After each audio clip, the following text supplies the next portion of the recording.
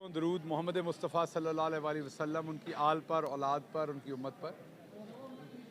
आज जैसा कि आपको मालूम है कि अभी जुमे वाले दिन एडवोकेट अज़हर सिद्दीक़ साहब और अली ज़फ़र साहब, उनकी जो पिटीशन थी हमारी तरफ से, जिसमें दिन में से क्योंकि ये हुकूमत इलेक्शन करवाना नहीं चाहती इस वजह से, तो इसलिए हमारे जो एडवोकेट हैं अज़हर सिद्दीक़ साहब, वो एक रेट पिटीशन लेके गए कि क्योंकि अब वो संडे की रात 10:10 के बाद वो प्रोसेस जो 61 डेज़ का वो शॉर्ट हो गया एक दिन। आज रात 10:10 में वो 2 दिन शॉर्ट हो जाएगा। तो इसका मतलब है कि उस सिमत सफ़र शुरू हो गया है, जो आइन की सुर्ख लकीर है उसको तोड़ने की तरफ सफ़र शुरू हो गया है। तो ये एक पिटीशन लेके आए तौहीन अदालत की अदालत में। मोअज़्ज़ज़ जज साहब ने बड़ा ग्रेसफुली इनके आर्गूमेंट को सुना और उसके ऊपर जो ऑनरेबल जज साहब का आर्गूमेंट था वो बहुत वज़न रखता है कानूनी तौर पर। उन्होंने जहां इनके साथ अग्री किया कि इलेक्शन 90 दिन के अंदर ही होने हैं और अदालत वाज़े कर चुकी है, वहाँ उन्होंने ये भी कहा कि इस जजमेंट की एक वक्त होगा जिसके अंदर मुखालिफ पार्टी अपील कर सकती है, और उसके अलावा 90 दिन का टाइम टिक कर रहा है। क्योंकि ये लोग मीटिंग्स कर रहे हैं और वो प्रोसेस शुरू है, अगर उस प्रोसेस का आउटकम जो है वो आइन के ख़िलाफ़ निकलता है तो अदालत ने बड़ा वाज़े कर दिया कि अदालतें भी यहीं मौजूद हैं, आइन भी यहीं मौजूद है, किसी को आइन शिकनी नहीं करने दी जाएगी, उस पर एक्शन होगा। उन्होंने अज़हर साहब को कहा कि आपकी पिटीशन जो है वो अभी क्योंकि 90 दिन का टाइम होना बाकी है और अपील का हक़ उनके पास बाकी है, इस वजह से वो इसको आप ये कह लें कि ज़रा वक्त से पहले आपने दी है, तो अभी रुक जाइए, वो प्रोसेस पूरा होने दें। उसके बाद भी अगर ये इलेक्शन नहीं कराते तो आप यही पिटीशन दोबारा ले आइए, जिसको इंशाल्लाह अदालत सुनेगी भी और आईने पाकिस्तान को प्रोटेक्ट भी करेगी। तो अगर आप गौर से देखें तो जो जुमे की शाम को यहाँ से फ़ैसला आया, उसी को आज दोबारा अदालत आलिया ने उसको दोबारा, अदालत उज़्मा ने उसको दोबारा इंडोर्स किया। अदालत ने दोबारा बड़ा क्लियर किया कि 90 दिन के अंदर इलेक्शन हर सूरत होने हैं। अब जाहिर बात है ये अदालत का काम नहीं है, ये मोअज़्ज़ज़ जज साहब का काम नहीं है कि वो उस ऑर्डर के बाद इनको बताएं कि इन्होंने किस तरह से कब स्केड्यूल। उन्होंने तो एक वाज़े लाइन दे दी है जो आइन ने मुतय्यन की हुई है। अब उस लाइन के अंदर इन लोगों ने चलना है, हर पाकिस्तानी शहरी ने चलना है, क्योंकि हम सब का हल्फ है पाकिस्तान के आइन के ऊपर चलने का। तो जो अज़हर साहब की पिटीशन थी उसका मकसद भी यही था कि पाकिस्तान का आइन किसी तरह के तरीके से तोड़ा ना जाए। तो इस सारी सिचुएशन में हम ये समझते हैं कि इलेक्शन कमीशन ऑफ पाकिस्तान हो या गवर्नर पंजाब हो, इन्हें होश के नाखुन लेने चाहिए। ये जिस तरीके से मीटिंग्स खेली जा रही हैं, जुमे की रात को फैसला आया था, हफ्ते वाले दिन मीटिंग होनी चाहिए थी।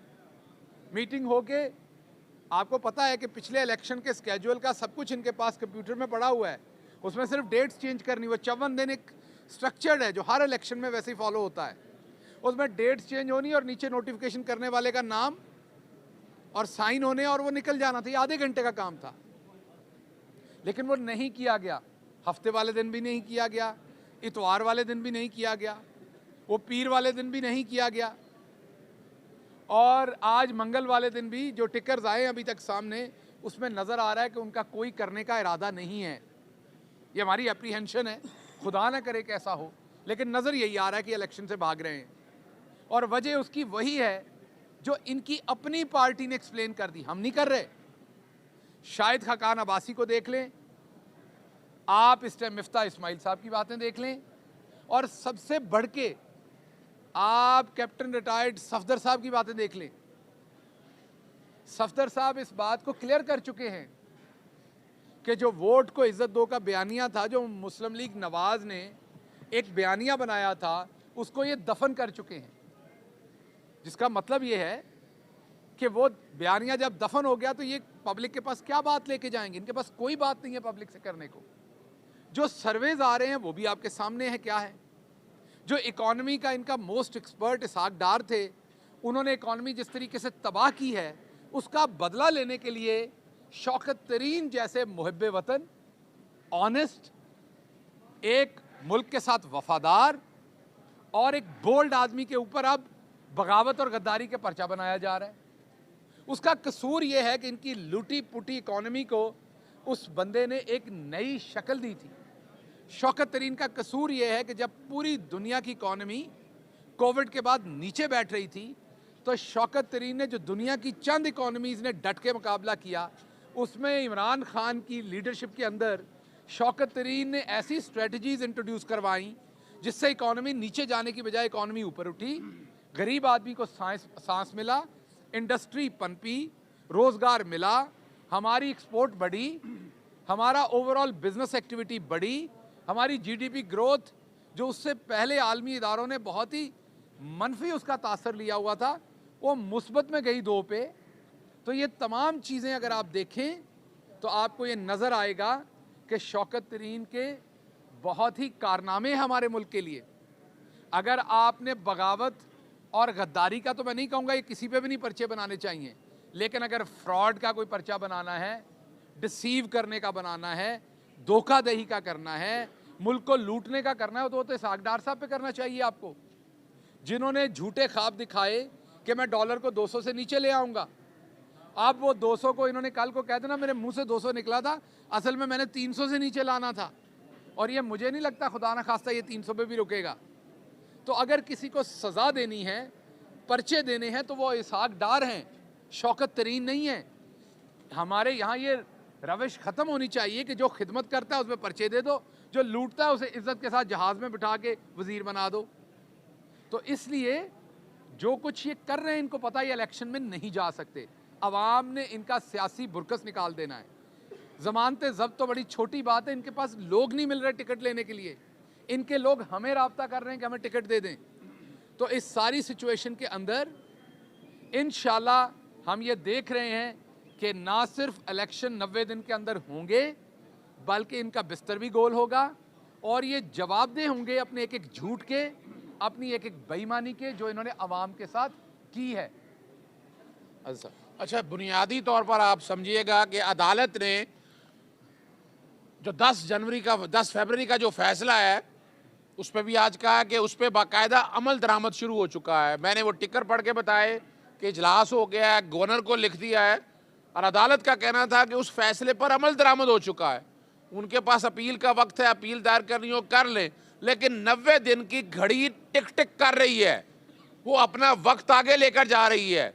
अब चूंकि अमल दरामद शुरू हो चुका है, वो इजलास कर रहे हैं और उनका इरादा कोई नहीं है। जो आप टिकट्स देख लें, इलेक्शन कमीशन गवर्नर पे डाल रहा है, गवर्नर इलेक्शन कमीशन पे डाल रहा है।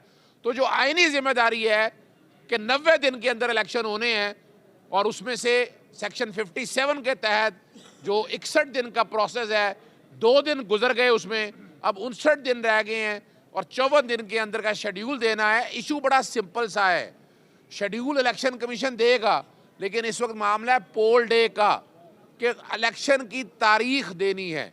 तो इस वक्त इस बुनियाद के ऊपर कि प्रोसेस शुरू हो गया है, गवर्नर में इजलास हो चुका है गवर्नर हाउस के अंदर, और उम्मीद है इस जजमेंट पे अमल दरामद शुरू होगा।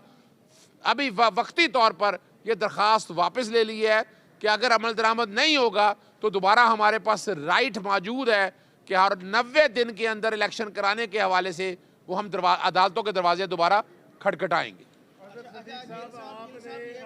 हाँ, गिल साहब आप ये बताइएगा कि आपने अपना नाम ECL से निकलवाने की दरख्वास्त दायर की है, तो कहीं वापसी का सफर तो नहीं शुरू हो गया? देखिए, इससे पहले भी मैंने एक दफ़ा निकलवाया था और मैं गया था और वापस आ गया था, और तब हमारी हुकूमत गिरी थी, और आप सबको पता है ये एक आपका बुनियादी हक है जिसको सलब किया जाता है। तो आप अपने हक के लिए खड़े होते हैं, क्योंकि मैंने कोई क्राइम नहीं किया, मैंने नैब के अंदर मेरे को ऐसे पर्चे नहीं पड़े हुए, मैंने कोई दौलत नहीं लूटी हुई, जो क्राइटेरिया है उस पर मैं कहीं से पूरा नहीं उतरता। तो मेरा एक बुनियादी हक है और मैं उस बुनियादी हक को मांग रहा हूँ अपने को। मैंने पहले भी, आपको याद है, हमारी हुकूमत गिरी तो मैं पहला था जिसका नाम डाला गया, निकाला, मैं बाहर गया, मैं वापस आया।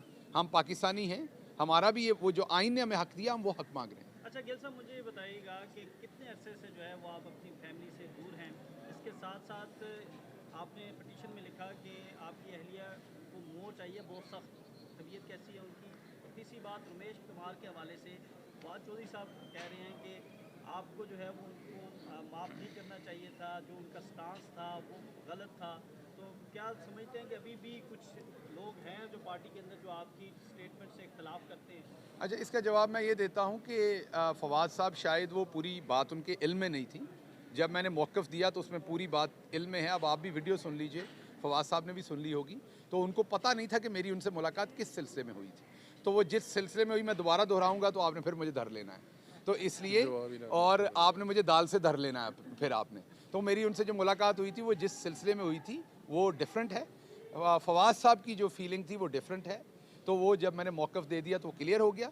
और इसके अलावा जो आपने ये पूछा मुझे कि मेरी मुलाकात अपनी फ़ैमिली से कब से नहीं हुई, तो तकरीबन 1 साल होने वाला है जब से मेरी मुलाकात मेरी फ़ैमिली से नहीं हो सकी।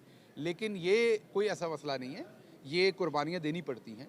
जब आप एक नज़रिए पे आके खड़े होते हैं, आप जब एक नज़रिए की जंग करते हैं, आप अपने आप को समझते हैं कि आपने मुल्क की खिदमत करनी है, तो ये फिर कुर्बानियाँ देनी पड़ती हैं। इसका कोई, अक्सर मैं बात करता हूँ तो लोग कहते हैं डॉक्टर साहब हौसला करें, हौसला करें। और भाई मैं हौसले में हूँ, आप लोग हौसला करें। आपके हकूक़ की जंग मैं लड़ रहा हूँ, मैं तो हौसले में हूँ तो सब कुछ छोड़ के आपके साथ आया हूँ। मैं पूरे हौसले में हूँ, लेकिन मेरा काम है आपको बताना कि हो क्या रहा है। जब मैं आपको बताता हूँ तो इसका हरगिज़ मतलब नहीं कि मैं हौसले में नहीं हूँ। मैं पूरे हौसले में हूँ, मैं अपने तमाम राइट्स के लिए लड़ रहा हूँ, आपको बता रहा हूँ। आप लोगों का काम भी अपने लिए लड़ें। इधर कोई नई कॉफ़ी शॉप खुलती है किसी बाहर के मुल्क की, तो आप लोग 4000 बंदा लाइन बना के खड़े हो जाते हैं। ये बाद में कर लीजिएगा, पहले अपने हकूक़ की लड़ाई लड़ें। तो मैं जब अपने हक़ की कोई बात करता हूँ तो अक्सर मुझे सुनने में मिलता है डॉक्टर साहब हौसला करें, हौसला, हम आपके साथ हैं। और भाई मैं हौसला किए हुए हूँ तो रोज़ अदालतों में हूँ सुबह से शाम तक। अल्लाह का बड़ा करम है, बड़ा ईमान है अपने अल्लाह पे, उसके हबीब मोहम्मद मुस्तफ़ा सल्लल्लाहु अलैहि वसल्लम पे। मेरी तस्बीह हस्बुनल्लाह व निअमल वकील। तो मुझे पता है इसका मुझे अजर मिलना है अल्लाह से, इंसानों से नहीं मिलना। मैं बिल्कुल हौसले में हूँ। जो इसका अंजाम होगा वो मेरे रब ने तय किया होगा, उसको भी एक्सेप्ट करेंगे। लेकिन मैं चाहता हूँ कि आप हौसले में आएँ, आप अपने हकूक़ के लिए खड़े हों। हमारे यहाँ रवाज ये है कि कोई हक़ की बात करता है ना तो उसको दबाते हैं। जैसे अभी इन्होंने सवाल पूछा, अब PCL से नाम निकलवा रहे हैं, आप ये नहीं कहा कि आपका फंडामेंटल राइट था, ये डाला क्यों गया? ये डाला नहीं जा सकता। उलट सवाल है, जब तक आप लोग अपनी तौहीन करना बंद नहीं करेंगे, जब तक मैं वो मिसाल नहीं दूंगा फिर आप लोग मुझे पकड़ लेते हैं कि जानवर के बारे में कहा जाता है वो उसका वैरी है, कि वो अपनी बरादरी का वैरी है। हम मिडिल क्लास अपने ही वैरी हैं। हम एक दूसरे के चेज़े लेते हैं, एक दूसरे की पगड़ी उछालते हैं खड़े होकर। असल सही जगह पर बात करें। अगर किसी के साथ ज़्यादती हो रही है, उस शख्स के साथ खड़े ना हो, उस ज़्यादती के साथ के ख़िलाफ़ जाके खड़े हो। वो मैं हूँ, वो यहाँ पर नून लीग का बंदा है, वो वहाँ पीपल्स पार्टी का बंदा, मीडिया का बंदा, कोई भी बंदा है।